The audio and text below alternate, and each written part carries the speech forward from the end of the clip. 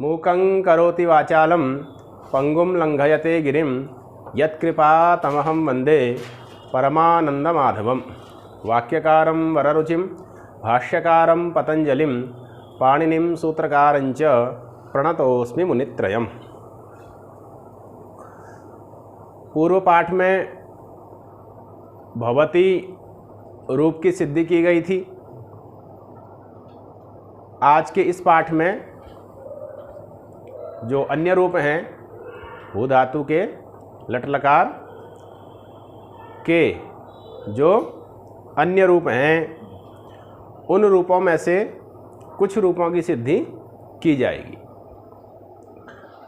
भवती रूप जब तक अभ्यस्त नहीं होगा तब तक अन्य रूपों की सिद्धि में सरलता नहीं होगी, कठिनाई आएगी।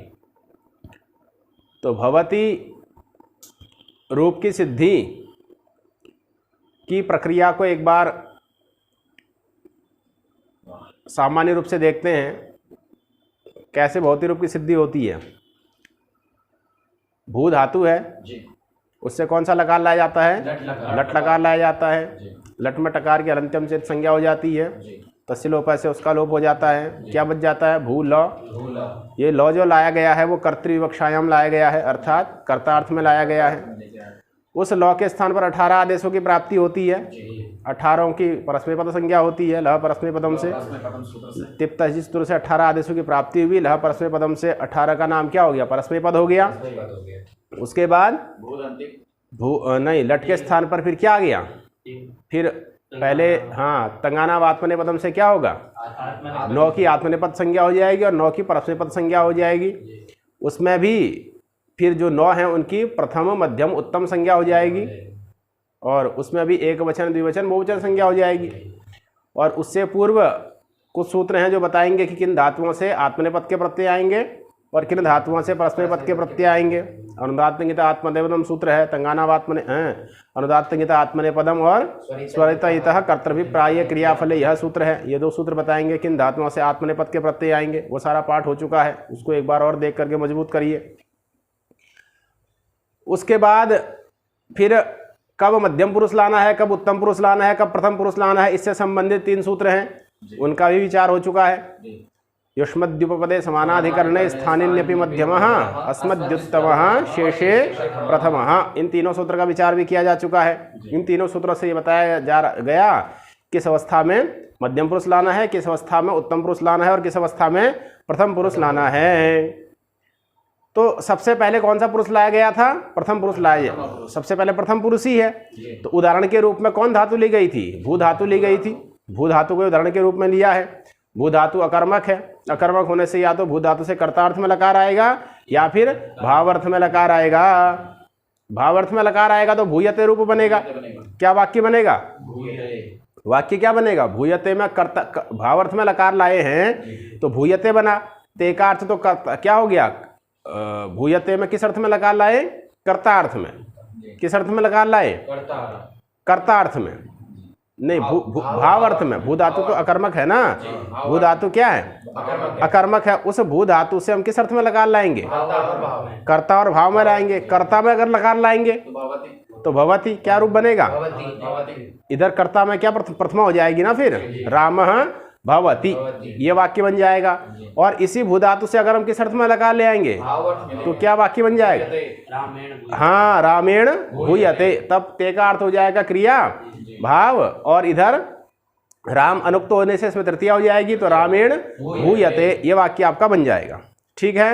अभी क्या प्रक्रिया चल रही है? कर्ता अर्थ में लकार लाया गया था तो लट आया। लट के स्थान पर फिर प्रथम पुरुष से एक वचन में तिप आ गया। तिप का ती बचा। पकार का अनुबंध लोप हो गया। ती बचा। भू ती की तिंगसित सार्वधातुकम से सार्वधातुक संज्ञा हो गई। कर्तरी सबसे शप आ गया। भू शप ती, शप का अनुबंध लोप अ बचेगा। भू अ ती, फिर अ की भी क्या हो जाएगी? सार्वधातुक संज्ञा हो जाएगी। किससे? तिंगसित सार्वधातुकम। उसके बाद सार्वधातुक आर्य धातु कयोः सूत्र से क्या हो गया? भू के ऊ को गुण हो गया तो भो अ ती। भो अति, ऐसी स्थिति में एचो ये वायावह सूत्र से ओ के स्थान पर अवादेश हो गया तो क्या बन गया? भ अव अति, वर्ण सम्मेलन कर दिया भवती। यह भवती रूप सिद्ध किया गया था, भवती रूप की सिद्धि हो चुकी है। ठीक है, तो ये भवती रूप कहाँ का हुआ? भू धातु लट लकार प्रथम पुरुष एक वचन परस्मैपद पद। भू धातु लट लकार प्रथम पुरुष एक वचन परस्मै पद। अभी परस्मै पद, भू धातु परस्मै पद ही है ना, क्योंकि न तो अनुदात्तेत है, न ङित है, न स्वरितेत है, न यित है, इसलिए आत्मनेपद के निमित्तों से हीन है, इसलिए क्या है? परस्मैपदी धातु है, इससे परस्मै पद के प्रत्यय ही आएंगे। भू धातु से परस्मै पद के प्रत्यय आएंगे, इसलिए धातु इस धातु का नाम क्या हो गया? परस्मैपदी। परस्मै पदम अस्य अस्ति इति परस्मैपदी धातु। जिस धातु से परस्मै पद के प्रत्यय आते हैं वो धातु क्या कहलाता है? परस्मैपदी। जिस धातु से आत्मनेपद के प्रत्यय आएंगे वो धातु क्या कहलाएगा? आत्मनेपदी। आत्मनेपदम अस्य धातु अस्ति इति आत्मनेपदी। ठीक हो गया? तो भू धातु परस्मै पद में, परस्मैपदी भू धातु से प्रथम पुरुष एक वचन में लट्लकार ला करके भवती रूप की सिद्धि की जा चुकी है। अब किस रूप की सिद्धि आज करनी है? भवतः। भवतः का परिचय क्या है? भू धातु लट लकार प्रथम पुरुष द्विवचन परस्मै पद, ये भवतः का परिचय हो गया। ठीक है, तो अब भवतः रूप की सिद्धि देखनी है। किस रूप की सिद्धि देखनी है? भवतः। क्या रूप बनाना है? भवतः। ठीक है, तो भवतः रूप बनाने के लिए, भवतः रूप बनाने के लिए कौन सी धातु है?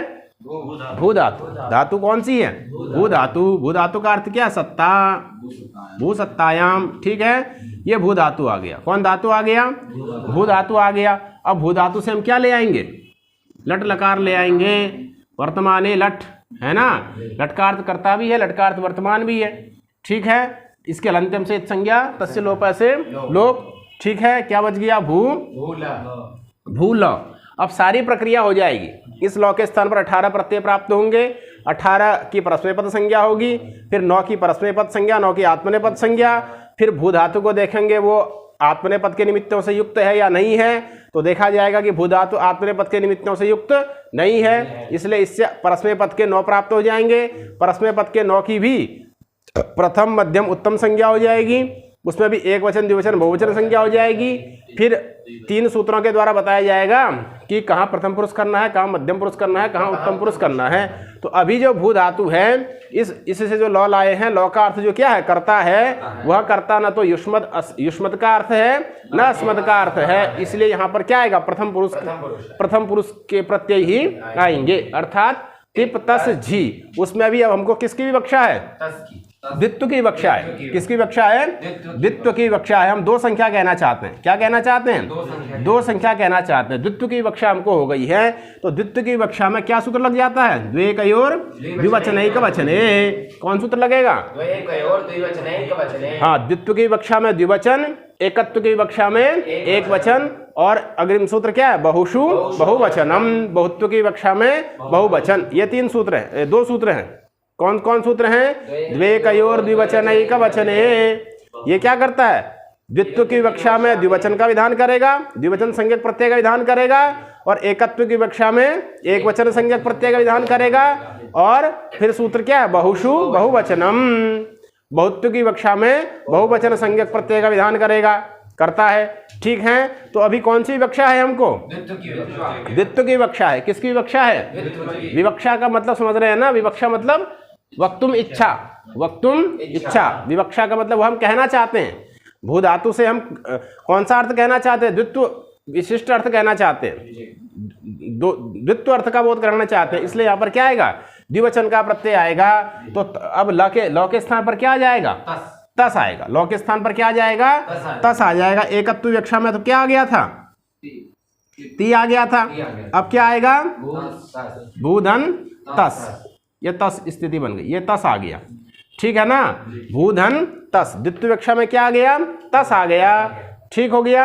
अब तस में सकार के हलंत्यम से क्या होगी? इत संज्ञा होगी, और तस्य लोप से उसका लोप प्राप्त हो जाएगा। लेकिन न विभक्तौ तुस्माह विभक्तिस्थाः तवर्ग सकार मकाराः नेतः स्युः, है ना? तो न विभक्तौ तुस्माह से क्या हो जाएगा? निषेध हो जाएगा। सकार, इसकी संज्ञा का ही निषेध हो जाएगा। क्या अर्थ है? विभक्तिस्थः, विभक्ति में स्थित, विभक्ति में स्थित। कौन सूत्र है? न विभक्तौ न विभक्तौ तुस्माः, न विभक्तौ तुस्माः, न विभक्तौ तुस्माः, तुस्माः, यह सूत्र है ना। विभक्ति तुस्माः अर्थात तू मतलब तवर्ग, स्व अर्थात सकार, म अर्थात मकार, ये तीन है। तू से किसको लेना है? तवर्ग को, त थ द ध न। स्व से किसको लेना है? सकार को। म से किसको लेना है? मकार को। ये तवर्ग त थ द ध न, सकार और मकार यदि कहाँ हो? विभक्ति में स्थित हो। यदि कहाँ हो? विभक्ति में स्थित हो। प्रश्न होगा विभक्ति क्या है? ये विभक्ति क्या है? तो विभक्ति संज्ञा करने वाला सूत्र कौन है? विभक्तिश्च। कौन सूत्र है? विभक्तिश्च। क्या अर्थ है? याद नहीं है तो पुस्तक खोल के देख के बोलिए ना। याद तो नहीं ही होगा। ये कोई आश्चर्य वाली बात तो नहीं है कि याद सूत्र का अर्थ याद नहीं है, सूत्र तैयार नहीं है। ये कोई आश्चर्य वाली बात नहीं है, सामान्य बात है। याद तो नहीं ही होना है, हैं? तो नहीं है तो कम से कम पुस्तक खोल के ही बोल दीजिए वृत्ति। इतना तो कर सकते हैं नहीं।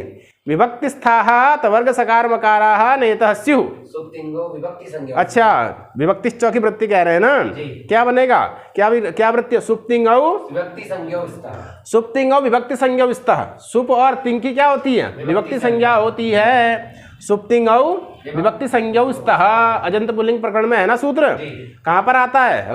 रामास रूप की सिद्धि जब करेंगे तो वहां पर आ जाएगा। विभक्तिश्च सुप्तिंगौ विभक्ति संज्ञा स्तः।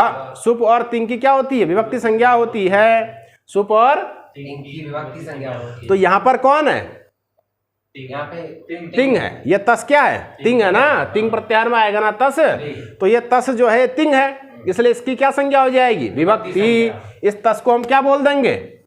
विभक्ति बोल देंगे। तस बराबर क्या हो गया? विभक्ति। इस तस का नाम क्या हो गया? विभक्ति हो गया कि नहीं? तो जब तस विभक्ति है तो विभक्ति में स्थित सकार हुआ कि नहीं हुआ? सकार। विभक्ति कौन है? तस। उसमें स्थित सकार है कि नहीं है? तो इसकी संज्ञा प्राप्त है। किससे प्राप्त है? हलंत्यम। उपदेश है ना ये। तस प्रत्यय है और प्रत्यय भी क्या होता है? उपदेश होता है। धातु सूत्र गण उणादि वाक्य लिंगानुशासनम आगम प्रत्ययादेशाः उपदेशाः प्रकीर्तिताः। तो प्रत्यय भी आया ना उसमें। हालांकि ये कारिका खंडित है। कारिका क्या है? ये खंडित है। उपदेश के बारे में आचार्य भट्टोजी दीक्षित जी का और आचार्य नागेश भट्ट जी का पृथक पृथक मत है। आचार्य भट्टोजी दीक्षित जी उपदेश को क्या मानते हैं? उपदेशनम उपदेशः आद्योच्चारणम। जो आद्य उच्चारण है, प्रथम उच्चारण है, उसको उपदेश मानते हैं। लेकिन नागेश भट्ट जी कहते हैं कि नहीं नहीं, ये ठीक नहीं है। वो क्या मानते हैं? शास्त्रम उपदेश। वो उपदेश का अर्थ शास्त्र मानते हैं। ठीक है, सब आगे की बातें हैं। अभी सामान्य रूप से समझिए कि जो प्रत्यय होता है ये क्या होता है? ये उपदेश होता है। ये सब क्या? ये प्रत्यय क्या है? एक उपदेश है। तो ये तस क्या है? ये प्रत्यय है। ये क्या हो गया? उपदेश हो गया। तो उपदेश में उपदेशावस्था में अंतिम बलवर्ण कौन मिल गया? सकार मिल गया। तो इसकी क्या प्राप्त हो गई? हलंत्यम से इत संज्ञा प्राप्त हो गई। उसका किसने निषेध कर दिया? न विभक्तौ तुस्माः विभक्तिस्थाः तवर्ग सकार मकाराः नेतः स्युः।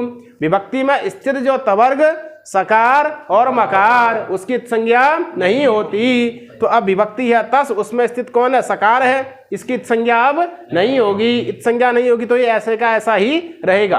तभी ना इसको ऋतु विसर्ग होकर के भवतः ये रूप बनेगा। अगर सकार का क्या होगी? इत संज्ञा लोप हो जाएगा तो भवत रूप नहीं बन जाएगा, भवत अनिष्ट रूप बन जाएगा। बनाना क्या है? भवतः है ना। तो जो रूप है उसी की सिद्धि की जाएगी ना जी। जो भाषा में प्रयोग है उसका अनुवाख्यान व्याकरण करता है। व्याकरण के हिसाब से भाषा नहीं चलती, भाषा के हिसाब से व्याकरण चलता है। अगर भवतः रूप बनाया गया है, भवतः रूप का संस्कृत वाङ्मय में प्रयोग आया है, तो भवतः रूप बनाने के लिए हमको क्या करना पड़ेगा? अगर कहीं पर सकार के अंतिम से संज्ञा प्राप्त भी हो रही है तो उसका निषेध करना होगा। तो आचार्य पाणिनि जी ने सूत्र बना करके निषेध किया है ना। तो यहाँ पर क्या हो गया? निषेध हो गया। किसका निषेध हो गया? इत संज्ञा का निषेध हो गया। ठीक है ना।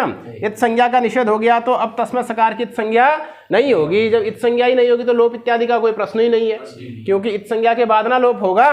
तो क्या हुआ, भूधन तस, ऐसी स्थिति बन गई। क्या स्थिति बन गई? अब कौन सूत्र लगेगा? तिंशित सार्वधातुकम। क्या सूत्र है? तिंशित सार्वधातुकम। ये पढ़ाया जा चुका है, ठीक है। अर्थ बोल दीजिए फटाफट। तिंगः शितश्च धात्वधिकारोक्ता एतत् संज्ञाः। हाँ, धातु के अधिकार, धातुओं के अधिकार में उक्त जो तिंग प्रत्यय हैं और सित हैं, उनकी क्या होती है? सार्वधातुक संज्ञा होती है। तो इस तस की क्या हो गई अब? है, धातुओं के अधिकार में है ना, धातु के बाद में आया ना तस, और ये तिंग है कि नहीं? तिंग प्रत्याहार में आया है ना। तिंग प्रत्याहार में आने से, तिंग प्रत्याहार में 18 आ रहे हैं, तो तस तो दूसरा ही है, तो इसकी क्या हो गई? सार्वधातुक संज्ञा हो गई। ये तस क्या हो गया? सार्वधातुक। इस तस का नाम क्या हो गया? सार्वधातुक। क्या नाम हो गया? सार्वधातुक। जैसे कि पहले भी तो किए थे ना, तिप की सार्वधातुक संज्ञा किए थे कि नहीं किए थे? ऐसे यहाँ किसकी हो रही है? तस की हो रही है। ये तस क्या हो गया? प्रश्न होगा सार्वधातुक संज्ञा क्यों की गई इसकी? इस तस की सार्वधातुक संज्ञा क्यों कर रहे हैं? तो उसके लिए अग्रिम सूत्र आ जाएगा। क्या सूत्र आएगा?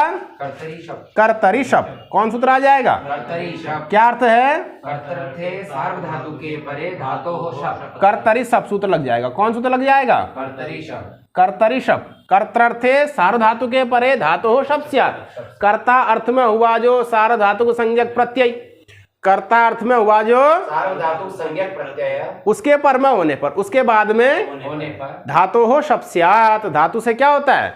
शब्द को विकर्ण कहते हैं, बताया था ना पहले। शब्द क्या है? ये विकर्ण है। प्रकृति प्रत्ययोर मध्य यह पतति सह विकर्ण। हाँ, ठीक हो गया।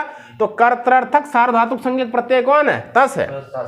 तस जो हुआ है वो किस अर्थ में हुआ है? कर्ता अर्थ में हुआ है। लौ हुआ था ना कर्ता अर्थ में, लौ स्थानीय है, तस आदेश है। वस्तुतः वाचकता शक्ति किसमें मानी गई है? आदेश में मानी गई है। तो कर्ता अर्थ किसका माना जाएगा? स्थानीय का कि आदेश का? आदेश कौन है? लौ की तस। तो कर्ता अर्थ किसका माना जाएगा? तस का माना जाएगा। यही सिद्धांत है, ठीक है। तो यहाँ पर कर्ता अर्थ किसका माना जाएगा? तस का। और ये सार्वधातुक भी हो गया है ना। इसका नाम किस, तिंशित सार्वधातुक हमने क्या रख दिया? सार्वधातुक रख दिया है। तो कर्तर्थक सार्वधातुक कौन हो गया? तस हो गया। कर्ता अर्थ में हुआ सार्वधातुक संज्ञक प्रत्यय कौन हो गया? तस हो गया। इसके परमय होने पर धातुः शब्द स्यात्। धातु कौन है? भू। ये धातु है ना, भूआदि धातु। वैसे इसकी क्या हुई है? धातु संज्ञा हुई है। क्रिया का वाचक है। क्रिया का वाचक है। क्या क्रिया है? सत्ता। सत्ता का मतलब क्या? आत्मधारण। आत्मधारण, अपनी आत्मा को धारण करना, है ना। तो ये क्या हुआ? क्रियावाचक होने से भुआदि 10 गुण पठित भी है, इसलिए इसकी भूआदि धातु वैसे क्या हुई है? धातु संज्ञा हो गई है। तो भू धातु है, उसके बाद में कर्तर्थक सार्वधातुक संज्ञक प्रत्यय कौन है? तस है। तो इसको क्या हो, इस भू के बाद में क्या आ जाएगा? शप आ जाएगा। क्या आ जाएगा? शप आ जाएगा। क्या आ जाएगा? शपधन तस। ये स्थिति बन गई, ठीक है ना। अब शपमा पकार की वही हलंत्यम से संज्ञा करिए, तस्य लोपा से, और लसक को तद्धित से शकार की संज्ञा करिए, तस्य लोपा से लोप कर दीजिए। क्या बच जाएगा? अकार बच जाएगा। अब ये शब्द शित है कि नहीं है? शित है, इसलिए इसकी भी क्या हो जाएगी? सार्वधातुक संज्ञा हो जाएगी। तिंशित सार्वधातुकम। तो ये और क्या हो जाएगा? अब ये सार्वधातुक हो जाएगा। पहले ये सार्वधातुक था, इसके सार्वधातुक संज्ञा का फल क्या हुआ? ये इसका आना, शब्द का आना। अब इसको भी सार्वधातुक बना रहे हैं। इसका नाम भी क्या रख रहे हैं? सार्वधातुक। इसका नाम भी सार्वधातुक रख रहे हैं क्योंकि शित है ना ये, तो इसकी भी सार्वधातुक संज्ञा होगी। अब इसकी सार्वधातुक संज्ञा का फल क्या है? गुण। किससे गुण? सार्वधातु कार्ध धातु कयो हो। इससे क्या हो जाएगा? इसको अब गुण हो जाएगा। किसको गुण हो जाएगा? इगंत अंग को। इगंत अंग कौन है? भू है। बताया था ना पहले। इगंत, इगंत कौन है? इक, ई, उ, रील, री, ये 4 इक हो हैं। ये 4 है अंत में जिसके, ऐसा कौन हुआ? भू हुआ। ये भू क्या हो गया? इगंत हो गया। और इसकी अंग संज्ञा भी होगी। यस्मात् प्रत्यय विदिश तदादि प्रत्ययंगम। प्रकृति के प्रत्यय के बाद में होने पर जो प्रकृति होती है, उस प्रकृति की क्या होती है? अंग संज्ञा होती है। तो प्रत्यय कौन है? तस। इसके परमय होने पर, इसके बाद में होने पर भू की क्या हो जाएगी? अंग संज्ञा हो जाएगी। तो भू क्या हो गया? अंग हो गया। और इगंत ये है ही है। इसके अंत में उ है ना। किसके अंत में है? उ। भू के। ये जो उ है ये किसके अंत में है? भू के। भौ के अंत में नहीं है। क्यों? क्योंकि अंत का अर्थ क्या है? अंतावयव। अंत का अर्थ क्या है? तो अवयव किसका होगा? अवयवी का। अवयव किसका होगा? अवयवी का। तो अवयवी कौन है यहाँ? भू। ये पूरा का पूरा भू अवयवी है। ये भू समुदाय क्या है? अवयवी। इसके दो अवयव है। कौन कौन अवयव हैं? एक तो भ अवयव है और एक उ अवयव है। ठीक है, इस भू रूप अवयवी के दो अवयव हैं। भू रूप अवयवी के दो अवयव हैं। कौन कौन? भ और उ। भ और उ। भ कैसा अवयव है? आद्य अवयव है। भ कैसा अवयव है? आदि अवयव। उ कैसा अवयव है? अंतावयव। अंतावयव, अंतिम अवयव। ठीक है, तो भू किसके अंत में है? उ किसके अंत में है? भू इस समुदाय के अंत में है। तो इगंत कौन हो गया? भू हो गया। इगंत कौन हो गया? और गुण तो अंग तो है ही है, अंग तो इगंत अंग कौन हो गया? भू हो गया। तो इसको क्या हो जाएगा? गुण हो जाएगा। तो किसको गुण होगा? उ को ही गुण होगा, क्योंकि गुण संज्ञा किसकी होती है? अ ए ओ की। तो अ ए ओ किसके स्थान पर आएंगे? किसी अच के स्थान पर ही आ सकते हैं, है ना? तो उ यही अच है इसमें, तो उ के स्थान पर क्या प्राप्त हो गए? 3 प्राप्त हो गए। कौन कौन? अ ए ओ। अब इन तीनों में से कौन करें? तो कहा कि इन तीनों में से भी जो इस उ के सबसे नजदीक है वो कर दीजिए। ठीक है, तो उ के सबसे नजदीक है, कैसे देखेंगे? तो कहा कि इनका उच्चारण स्थान देखिए। तो उ का उच्चारण स्थान क्या हुआ? ओष्ठ। उपू पद्मानीयानाम ओष्ठौ। उ का उच्चारण स्थान क्या हो गया? अब ओष्ठ उच्चारण स्थान वाला देखिए, तो अ तो आएगा नहीं, क्योंकि ये किस में चले गया? कंठ में। तो अ तो वैसे ही चले गया। क्या है? ए दई तो हो कंठ तालु। ए दई तो हो, ये कंठ तो इसमें तो भी, इसमें भी ओष्ठ कहीं नहीं आया, ये भी चले गया। अब क्या बचा? ओ ही बचा। क्या बचा? ओ ही बचा। इसका क्या? ओ दौ तो हो कंठोष्ठम। यद्यपि कंठ ज्यादा है लेकिन ओष्ठ तो है ना, उन दोनों की अपेक्षा कौन नजदीक हो गया? ओ हो गया। इसलिए इस उ के स्थान पर क्या हो जाएगा? ओ हो जाएगा। तो उ को हटा के किसको जोड़ देना है? ओ को जोड़ देना है। क्या बन जाएगा? भो तस। भो। ऐसी स्थिति बन गई। अब कौन सूत्र लग जाएगा? एचो यवायावह। कौन सूत्र लग जाएगा? एचो यवायावह। ठीक, यहां तक की प्रक्रिया समझ में आ गई ना? इसको मिटा के दोबारा ऊपर से लिखते हैं, थोड़ी इसमें प्रक्रिया भी और बच रही है। कहां तक पहुंचे हैं? हाँ, भो। से अब यहाँ पर हमको कौन सूत्र लगाना है? एचो यवायावह। क्या स्थिति बन गई है? भो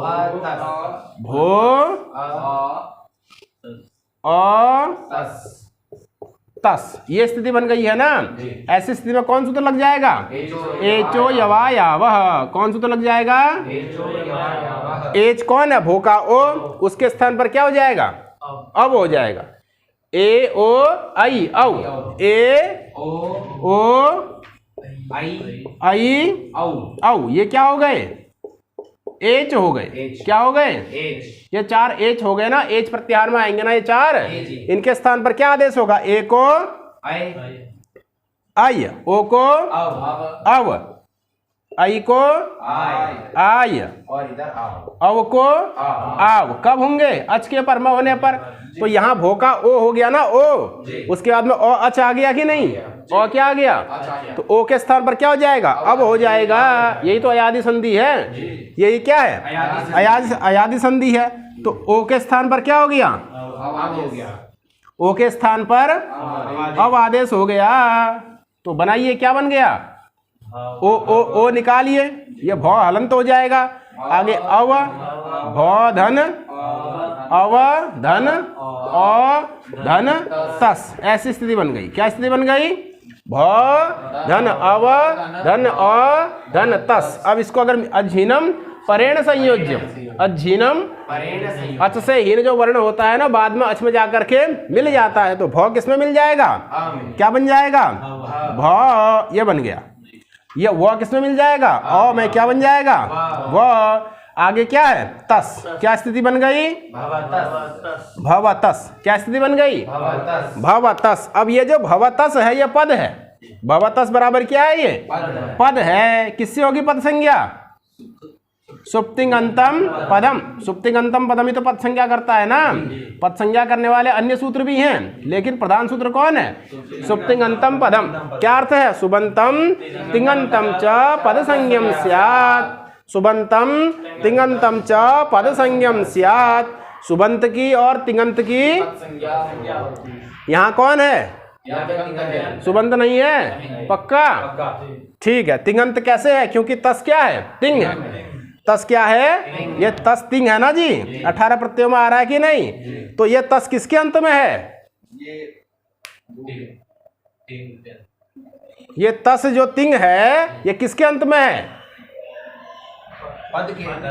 अरे वही प्रश्न यहाँ पर भी आएगा। अंत का मतलब अंतावयव है, तो ये भू का नहीं है। हाँ, भवतस पूरे समुदाय का अंतावयव माना जाएगा। एक जगह जो बात बताई जाती है सब जगह समझनी चाहिए। ये जो तस है ये किसके अंत में है? भवतस, इस समुदाय के अंत में है।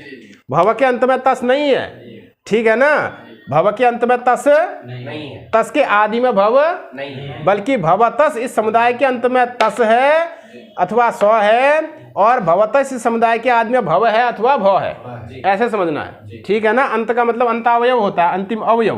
तो अवयव हमेशा किसका होगा? अवयवी का। तो अवयवी समुदाय होगा, उसके दो अवयव हो जाते हैं, दो हो सकते हैं, ज्यादा भी हो सकते हैं। तो भवतस ये क्या है? ये पूरा का पूरा पद है। भवतस क्या है ये? क्यों? क्योंकि ये तिङंत है, तिंग इसके अंत में है ना। तिंग कौन है? तस। ये किसके अंत में है? भवतस के। तो भवतस क्या हो गया? तिङंत हो गया। भवतस क्या हो गया? तिङंत होने से क्या हो जाएगी? इसकी पद संज्ञा हो जाएगी। किससे हो जाएगी? सुप्तिङंतम पदम सुबंतम तिङंतम च पद संज्ञम स्यात्। तो भवतस क्या हो गया? पद हो गया। भवतस क्या हो गया? पद हो गया। अब पद के अंत में सकार मिल गया कि नहीं? पद के अंत में तो पदांत सकार हुआ कि नहीं? जब पद के अंत में सकार है तो पदांत सकार हुआ। तो पदांत सकार के स्थान पर क्या हो जाता है? रू हो जाता है। पदांत सकार के स्थान पर क्या हो जाता है? किस सूत्र से? स सजुषो रुहु। किससे हो जाता है? सजुषो। ये सूत्र जा चुका है, कहाँ जा चुका है? ये विसर्ग संधि में। स सजुषो रुह है ना। पदांतस्य सस्य सजुष सजुषश्च रुह स्यात्। पदांत सकार को और सजुष शब्द के का जो मूर्धनी सकार है उसके स्थान पर क्या होता है? रूह होता है। तो यहाँ कौन है? पदांत सकार है कि नहीं? पदांत सकार, इसको क्या हो जाएगा? रूह हो जाएगा। तो क्या बन जाएगा? भव त रू। इसमें से भी रू में से किसको हटाना है? ऊ को हटाना है। ऊ की उपदेश नासिका इत से तस्य लोप से लोप हो जाएगा। क्या स्थिति बन जाएगी? भवतरा। क्या स्थिति बन गई? भवतरा।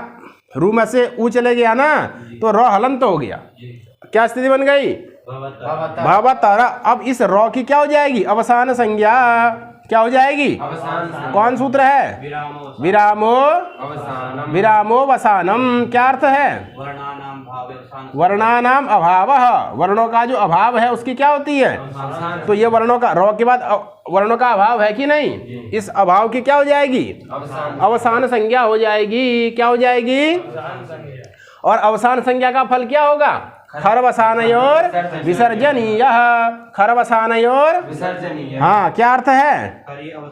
च परे खर वसानयोः वसानयोर विसर्जनीयः। ठीक है ना? खर वसानयोर विसर्जनीय से क्या हो जाएगा? खर परम होने पर अथवा अवसान होने पर, अवसान परम होने पर क्या होता है?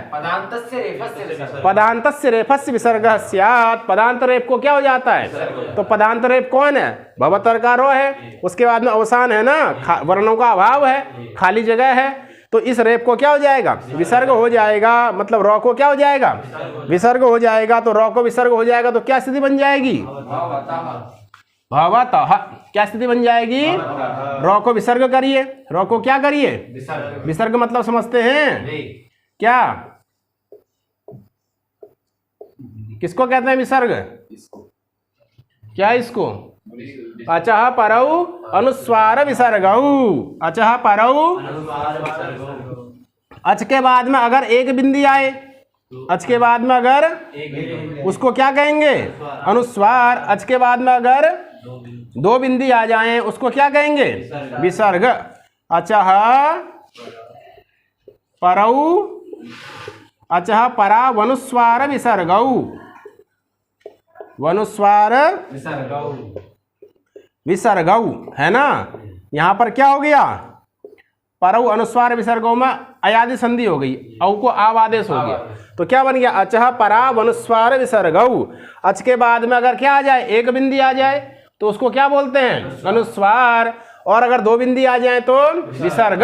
विसर्ग भी बोलते हैं, विसर्जनीय भी बोलते हैं, विसर्ग भी बोल सकते हैं और सूत्र है ना, विसर्जनीयस्य सह, विसर्जनीयस्य, हाँ। और विसर्ग संधि प्रकरणम, विसर्ग संधि प्रकरणम, तो प्रकरण का नाम रखा और सूत्र क्या रखा? विसर्जनीयस्य सह। तो विसर्ग बोलो, बोलिए या विसर्जनीय बोलिए, बात एक ही है। कहने का तात्पर्य ये हुआ कि अच के बाद में अगर आपको ये दो बिंदी दिखती हैं तो इसको क्या जानना चाहिए? विसर्ग। अच कौन है? रौ में अ है, रौ में अ है कि नहीं? रेफ, रेफ में क्या है? अ है। अ के बाद में दो विसर्ग दिख गए ना, इनका नाम क्या हो गया? दो बिंदी दिख गई ना, तो इनका नाम क्या हो जाएगा? विसर्ग। ये क्या कहलाएगा? विसर्ग। ठीक है ना? हाँ, तो संस्कृत में यही ज्यादा चलता है, जहाँ ये देखो तो संस्कृत है, वो जहाँ ये नहीं है तो संस्कृत नहीं है। इसलिए कई लोग जहाँ पर विसर्ग नहीं लगना चाहिए वहां भी लगा देते हैं। भगवती में विसर्ग नहीं दिख रहा है ना, तो उनको लगता है कि संस्कृत नहीं है। तो कब बनेगी संस्कृत? जब उसके आगे दो विसर्ग लगेंगे। जब तक उसके आगे दो विसर्ग नहीं है तब तक वो संस्कृत नहीं है। तो ये अच के बाद में दो बिंदी मिली तो क्या बन गया? विसर्ग बन गया। ऐसे ही अगर अच के बाद में एक बिंदी आ जाए, क्या आ जाए? एक बिंदी आ जाए तो क्या बनेगा? वो अनुस्वार बनेगा। जैसे रामम देहि, मौ के बाद में, मौ में अ है ना, अ के बाद में ये बिंदी है, मौ में से अ अलग करिए, मौ हलंत हो जाएगा, उसके बाद ये बिंदी है, उसके बाद में क्या है? ये अच के बाद में है ये बिंदी। जैसे अ के बाद में विसर्ग है ना, ऐसे ये बिंदी किसके बाद में है? अ के बाद, अ के बाद, अच के बाद में, पर में। इसका नाम क्या होगा? अनुस्वार। इसका नाम क्या होगा? इसका उच्चारण कहाँ से होगा? नासिका, नासिका अनुस्वारस्य। इसका उच्चारण कहाँ से होता है? नासिका से। संस्कृत है ना, क्या है? संस्कृत। संस्कृतं नाम दैवी वाक्। ठीक है ना? कई लोग संस्कृत संस्कृत ऐसा बोलते हैं, वो उच्चारण ठीक नहीं है। संस्कृत बोलिए, शुद्ध उच्चारण। संस्कृत संस्कृत संस्कृत ऐसा उच्चारण अधिकतर दक्षिण भारत वाले कहते हैं, उनका ऐसी परंपरा है, उनकी ऐसी परंपरा है इस प्रकार से उच्चारण करने के। लेकिन उत्तर भारत का ये उच्चारण, उत्तर भारत के हिसाब से क्या उच्चारण सही है? संस्कृत। इसी प्रकार का उच्चारण करना चाहिए, अपनी परंपरा से यही प्राप्त है। उनकी परंपरा है तो वो अपने परंपरा अनुकूल उच्चारण करते हैं, संस्कृत संस्कृत, उसकी देखा देखी नहीं करनी चाहिए। हमारी क्या परंपरा है? संस्कृत। ऐसी ही परंपरा है। अनुस्वार है ना, ये अनुस्वार। सम में जो मकार है उसको तो अनुस्वार हो गया, वहां मकार है कहाँ? सम में जो सम का मकार है उसको क्या हो गया? अनुस्वार हो गया है ना जी, वहां मकार है थोड़ी। जो आप मकार का शुद्ध उच्चारण कर देते हैं, संस्कृत ऐसा बोल देते हैं, तो उसका कोई औचित्य नहीं। अनुस्वार का उच्चारण नासिका से होगा, नासिका अनुस्वारस्य। तो नासिका से जो सहज उच्चारण होता है वो करना चाहिए। ठीक है ना? तो ये मूल बात हुई। बाकी तो कई बार यहाँ भी कई स्थल ऐसे आ जाते हैं जहाँ पर मकार का उच्चारण स्पष्ट लगता है कि मकार का ही है। रूपम देहि जयम देहि बोलते हैं कि नहीं बोलते हैं? तो रूपम देहि जयम देहि इस प्रकार से ना बोल करके क्या बोल देते हैं? रूपम देहि जयम देहि। तो वहाँ पर ऐसा लगता है कि मकार ही उच्चरित हो रहा है। वस्तुतः रूपम देहि जयम देहि इस प्रकार से भी कहा जा सकता है ना? कुल मिला के कहने का तात्पर्य ये हुआ कि ये क्या है? अनुस्वार है। इसका उच्चारण कहाँ से करना है? नासिका से करना है। ठीक है? तो इस प्रकार से इसको अनुस्वार कहेंगे, इसको क्या कहेंगे? विसर्ग कहेंगे। तो इस प्रकार से क्या रूप बन गया आपका? भवतः।